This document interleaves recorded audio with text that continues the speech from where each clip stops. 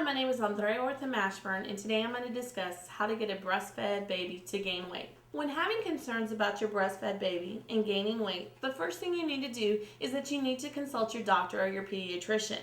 You also need to make sure that you've consulted their particular growth plan.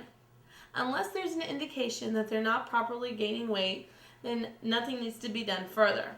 However, if the growth plan shows that they're typically underweight and the doctor has expressed concerns, there are some steps that you can take in order to get your baby to gain proper weight.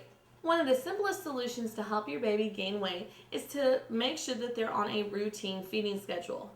Typically, infants need to be fed anywhere between 2 to 3 hours, so make sure that they're being consistent with this feeding schedule. This may typically mean that you may have to wake the child in the middle of the night to make sure that you're keeping the 2 to 3 hour feeding schedule. I would also suggest, because of the 2 to 3 hour feeding schedule at night, that you keep your infant close, either in a bassinet or close by in their room.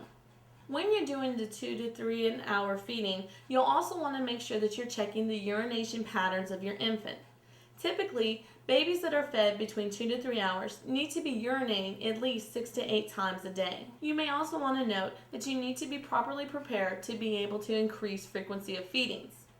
After a child has been born between the 5th and the 6th week, they may want to increase their feeding schedule. This is typically when they need more essential nutrients, so you may need to be more frequent in your feedings.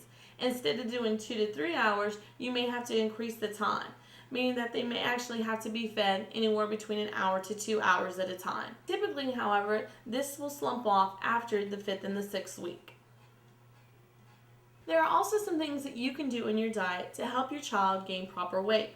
The first thing is you may want to exclude certain foods.